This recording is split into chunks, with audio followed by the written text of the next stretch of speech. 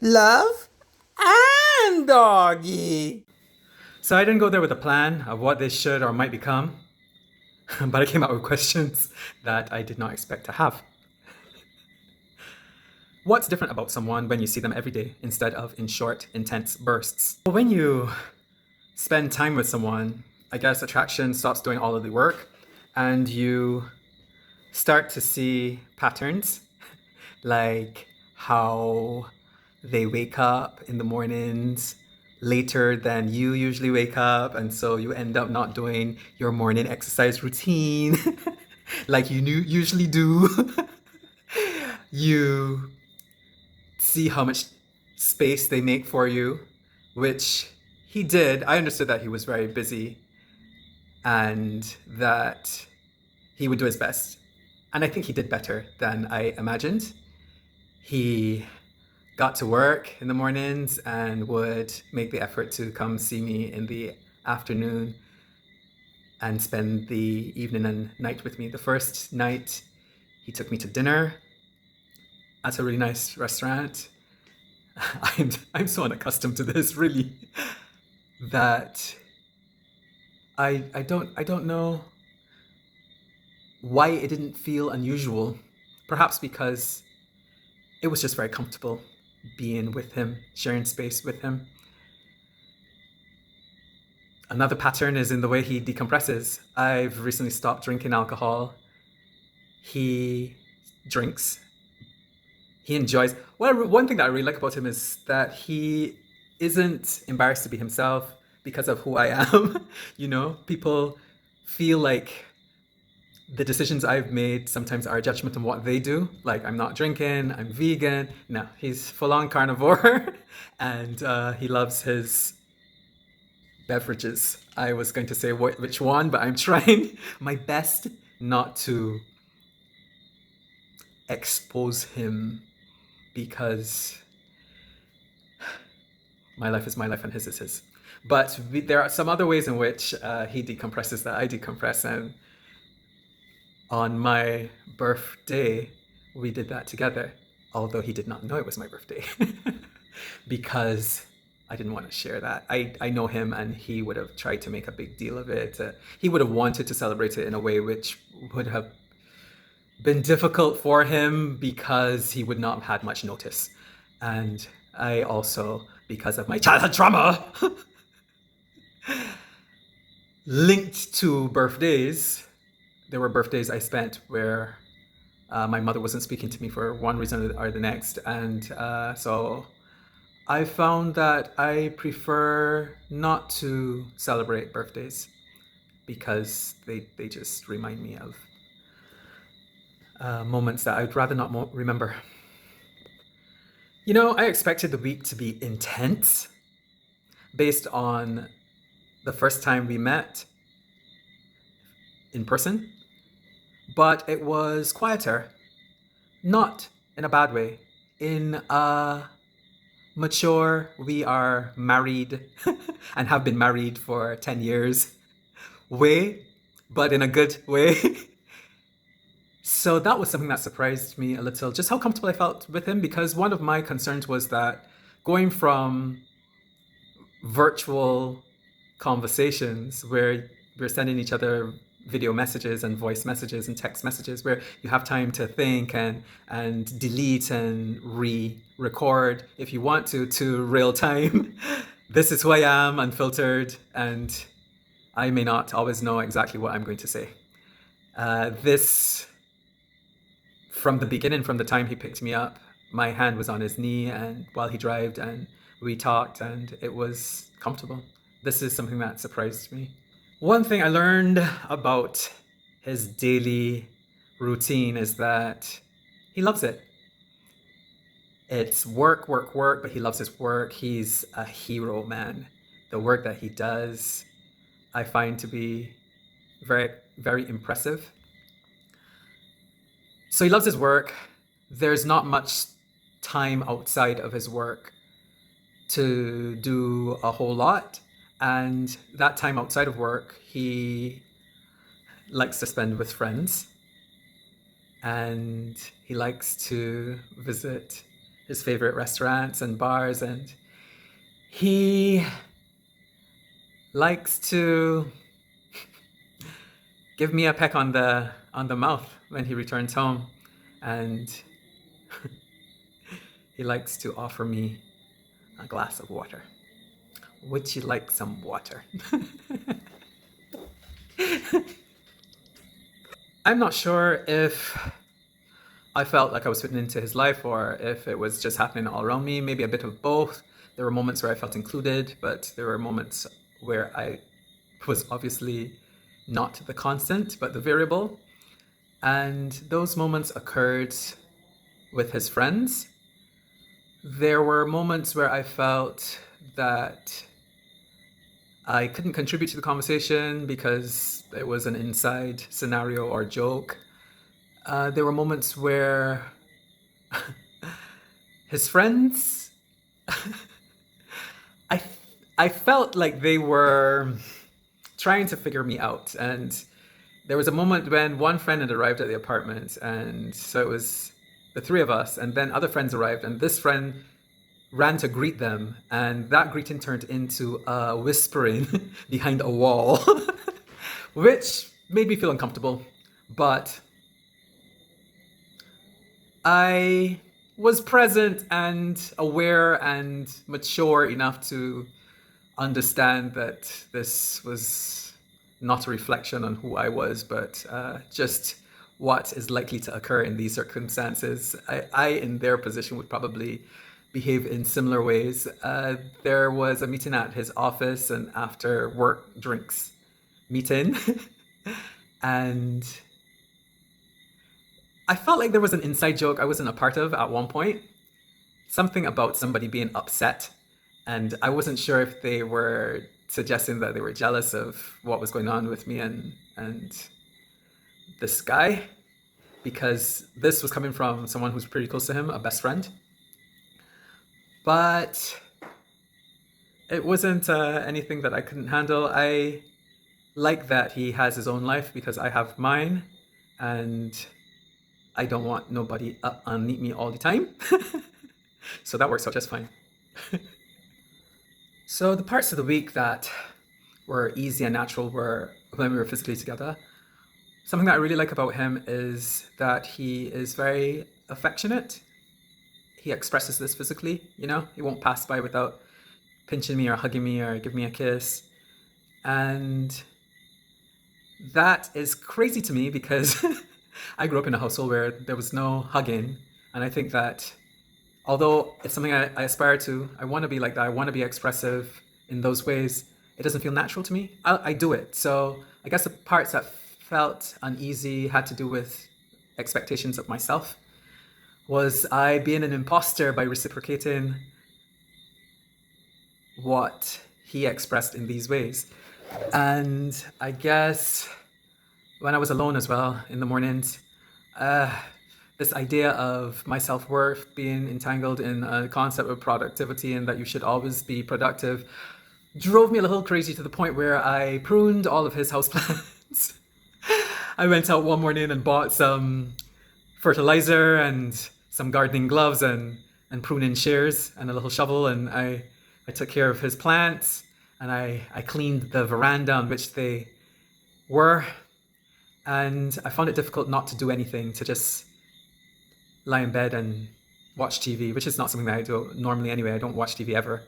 But so yeah, the discomfort had more to do with me. When we were together, it was always easy. I went there with the intention of having a serious conversation about the direction of our relationship. What happened was we spent some time talking. We were together every day, and we spent a lot of time laughing. I have laughed with him in a way that I have not laughed recently. You know, the slap your leg, fall down on the ground kind of laughter? That is the kind of laughter that we have. To the point where it feels like there's something else going on. There's some sort of telepathic, empathic thing happening that creates a synergy that makes whatever it is we're laughing at funnier than it actually is. So, time in bed, cuddled up. He'd call to me when he was on the sofa, and he's just wonderful to cuddle against because he's bigger than I am. And we talk about all kinds of foolishness, and you know me. It can shift from the intellectual to the crass pretty easily, and he's got that aptitude as well, which is wonderful. But that serious conversation, I tried to have it, I want to say twice, but maybe once. I felt some resistance and I gave into perhaps an instinct not to rock the boat when you're staying at a man house because you might get put out. I think that this was a subconscious thought. I mean, everything was going so well. And this conversation almost happened near the end. I was like, do I really want to get put out on the eve of of having to leave? Because that happened to me in Costa Rica with the Catholic family that put me out. You can read about that in the book that I write. The Catholic family then. Lord have his mercy. I went there with the idea that the honeymoon phase was over because we'd been speaking to each other for 3 months already, right? So I liked that I didn't feel giddy-headed. There wasn't a romantic intensity. And the silences between us, which were rare, I remember just a car drive where we were both silent. And I remember thinking, have we run out of things to say to each other already? But then that slipped into just the comfort of being in silence with him as he took me around to show me his favorite spots and to do some exploring. One day it was raining and he took me to a place which is a tourist site, but it's out in the open, so it was closed because of the rain. And there were these signs all over saying that access was not permitted. And I just loved that he ignored the signs and called me to enter, and we went in and took our photos without having to pay. I just love that. Secretly, I thought, wow, this guy's gangster, especially considering things that I'm not going to say. But I thought, yeah, I love this. I'm up for it. I was there for it. So, I mean, it won't make it into the highlight reel, but what I really enjoyed was just how normal and easy and everyday everything felt.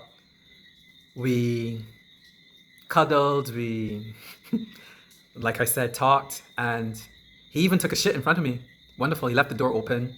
He warned me about the smell of carnivore shite, but, I was having a conversation with him while he was taking a shit. And I like this in part because I had told him that was one of my relationship goals. And I'm not sure if he remembered that and was doing it deliberately because I said that. But yeah, I watched the man wipe his ass. I don't think I've ever seen anyone do that in real life, actually. But I just love the comfort. And I told him, I was like, I just like how you are not concerned that my having seen this is now going to ruin our sex life. It did not. I'm going to tell you about this sex life in a bit. Did the sex bring us closer together, or was it its own separate thing? Now, the first time we had sex 3 months ago was the most intense and passionate thing that I have experienced in, I would say, decades. I would go all the way back to before the internet, before access to porn made everybody go straight to penetration. In the 80s and 90s, when foreplay was still a thing, I wasn't sure. I'd come without any expectations, but I imagined that it could only be better because we had forged a greater emotional bond. The sex felt more physical than emotional, but it was amazing. And it's amazing because he's someone who is interested in his partner. He has not, like I mentioned in this video, taken the model of the porn industry and decided that sex is violence and you need to destroy your partner with your business. He's someone who checks in, who wants to make sure that it's a pleasurable experience, and throughout it was a pleasurable experience. I find him very physically attractive, and I tended to speed things along because of that. I don't know how to say this without oh my god, I can't do this. I can't censor myself. Anyhow, there was an evolution, I think, in the sex. It was just very physical. I think it became more physical. At the end, I was being fooped off the bed and I had to like try to find the wall so that my head didn't connect with the floor. But I didn't care because when you're getting it like that, it is mind blowing and perfect fit. I don't know how else to say that. As in a tonsil remover, right? Because people just be like in awe of 12, but where is that going exactly? All this when I start listening to Jamaican dancehall up in our belly. Nobody want nothing up in the belly. What the hell? Stop it. So I begin to sweat just talking about it. So I think there was an evolution in terms of comfort level to get to that part where sex could be rougher without it being concern, without there being concern. When somebody knows that they can go to a certain point with you without having to ask permission, and it's because they can, because they're attuned to what it is you want, then yeah, that's what happened. And so it was good. It was good. The sex covered over a couple of issues that I had in mind. Remember I talked about impotence or erectile decline? Well, we had sex. I was there for 7 days. We probably had sex 7 times and everything worked fine. I think on one occasion my body did not respond in the way that I wanted it to, but we had sex later. And I think I told him that I wasn't trying to compete with other people he'd been with. I feel like I'm at a place in my life where I don't want to try to impress you in bed. I don't want to try out. I don't want to get into a crazy position that you've never experienced before, because you're almost my age. You probably have had all of these experiences already, and maybe even probably better. And with younger guys, with guys with better bodies, I just want you to be present with me, with what we're doing. We talk about it. We do what we want to do as a result. This whole culture, you can handle this, and this idea that you're supposed to keep someone in a relationship by being the best sex that they've ever had. Yeah, I don't have the energy for that. Let's just communicate with each other and keep it the way we want it to be, instead of guessing at what the other wants and assuming that they want a porn star, So the sex kind of smoothed over that idea to a certain extent, because I still think that he may be more sexual than I am. And if there's one thing that could be problematic about our relationship, I think it might be this. But I don't know, because we haven't had a conversation about it. I feel like I'm just simply not as sexual. 小さい頃あなたの子犬だったあなたがほっぺを僕の歯にすり寄せるのが好きだった